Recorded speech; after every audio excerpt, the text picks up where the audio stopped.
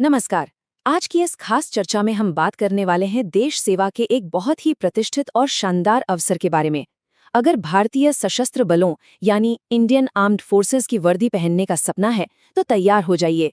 Union public service commission ने national defence academy और naval academy परीक्षा 2 2026 के लिए आधिकारिक नोटिफिकेशन जारी कर दिया है।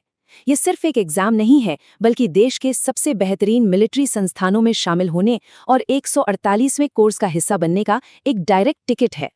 394, जी हाँ, 394। ये सिर्फ कोई मामूली नंबर नहीं है, बल्कि ये भविष्य के सैन्य अधिकारियों के लिए उपलब्ध कुल वैकेंसीज हैं। जरा सोचिए, लगभग 400 सीटें। इतने बड़े पैमाने पर रिक्तियों का मतलब है कि एक लीडर के तौर पर अपनी पहचान बनाने का ये एक बहुत ही शानदार मौका है। आर्म्ड फोर्सेज में करियर शुरू करने के लिए इससे बेहतर शुरुआत और क्या हो सकती है। तो चलिए बिना देरी किए देखते हैं कि आज की इस चर्चा में हम क्या क्या कवर करने वाले हैं।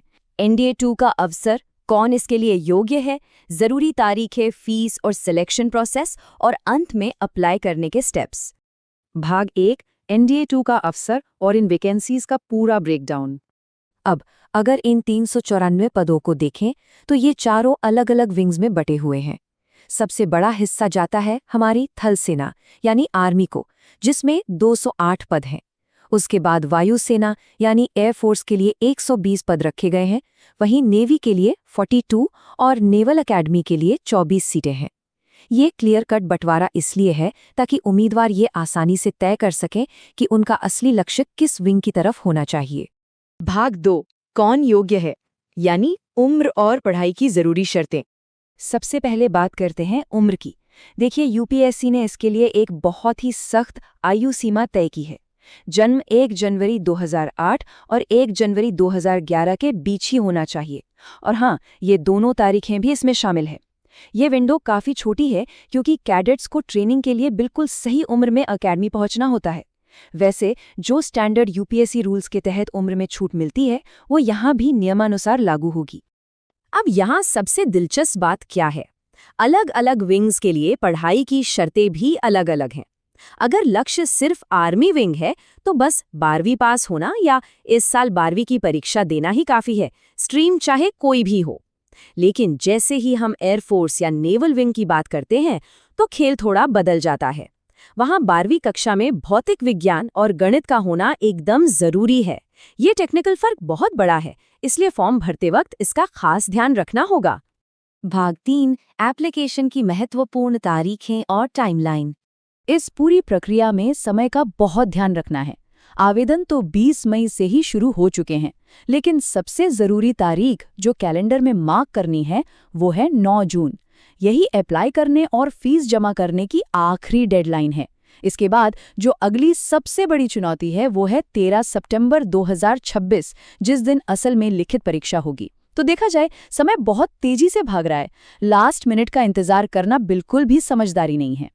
भाग 4, फीस कितनी है और सिलेक्शन का पूरा प्रोसेस क्या है। फीस की बात करें तो यूपीएससी ने इसे बहुत ही नॉमिनल रखा है।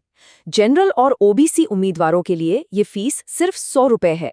और सबसे अच्छी बात, अनुसूचित जाति और अनुसूचित जनजाति यानी SC और ST उम्मीदवारों के लिए फीस पूरी तरह से माफ है, यानी एकदम फ्री।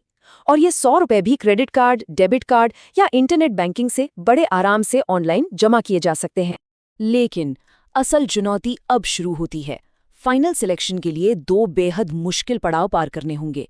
पहला है वो लिखित परीक्षा जो 13 सितंबर को होगी, और जो इसे क्रैक कर लेगा वो पहुंचेगा दूसरे और सबसे कड़े राउंड में, SSB इंटरव्यू।